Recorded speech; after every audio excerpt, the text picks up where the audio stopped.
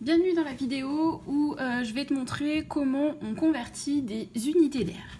Alors, tout le monde connaît le tableau classique des unités, c'est-à-dire que vous avez les mètres, vous avez les décimètres, les centimètres, les millimètres.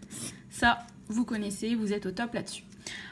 De l'autre côté, on a les décamètres, on a les hectomètres, et puis on a aussi les kilomètres.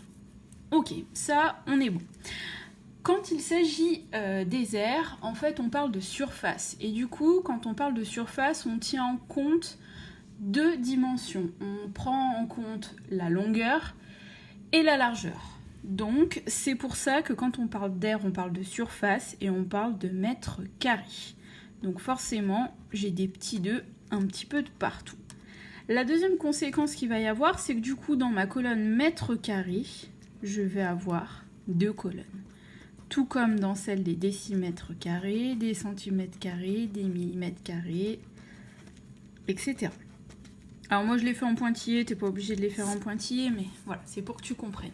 Donc à chaque fois que tu auras des mètres carrés, quand il faudra convertir, il faudra bien penser à mettre le petit 2 et à mettre 2 colonnes à chaque fois. Donc, tu as, par exemple, un mètre carré. Qu'est-ce que ça veut dire un mètre carré? Un mètre carré, ça veut dire que, en fait, c'est l'air, c'est la surface que représente un carré qui mesure de longueur 1 mètre et de largeur 1 mètre. Ok?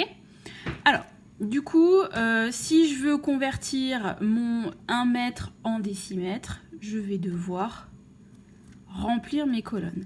Alors, là où vous ferez attention, c'est que du coup, vous avez des colonnes ici, que je représente en bleu, que vous allez devoir compléter jusqu'au bout. Je m'explique. Si, par exemple, je vous dis 2,8 mètres carrés et que je vous demande de le convertir en centimètres carrés, donc je vais prendre cette virgule et je vais la déplacer. Donc je la déplace.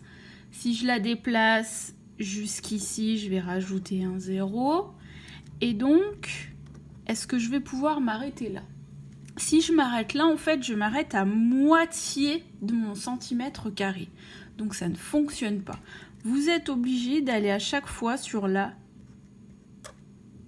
deuxième colonne. C'est-à-dire que votre virgule vient se déplacer jusqu'ici. Ok?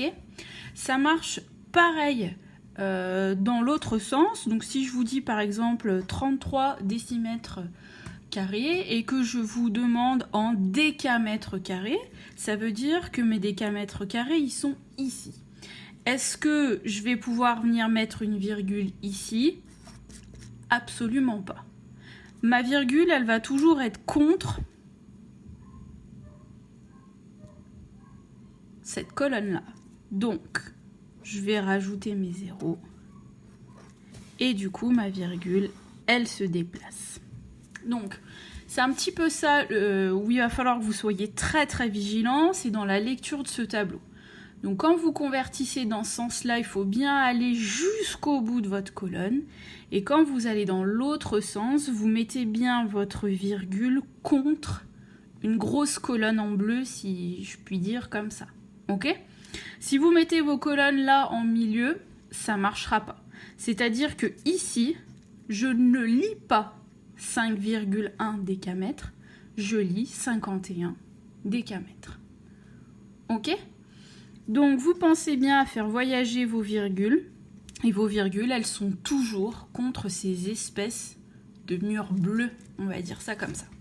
Ok? J'espère que ça a été clair. Si ça n'a pas été clair, n'oublie pas de me passer un petit mail. Super!